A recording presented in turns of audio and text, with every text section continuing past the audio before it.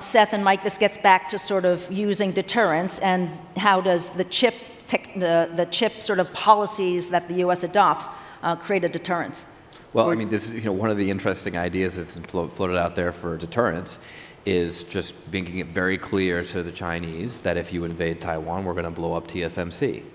I just throw that out not because that's necessarily the best strategy, but because it's an example of debate that's out there. And of course, the Taiwanese really don't like this idea, right?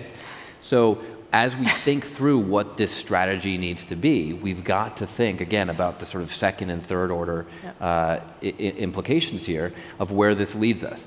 Are we fostering a very successful domestic Chinese chip industry that's eventually going to catch up to where we are, or are we adequately controlling, and sort of keeping them, keeping that lead that Chris just described in place? These are some of the questions that I think we're struggling to answer as we figure out what this economic. Can I have a little inter-party dispute here on the blowing up TSMC?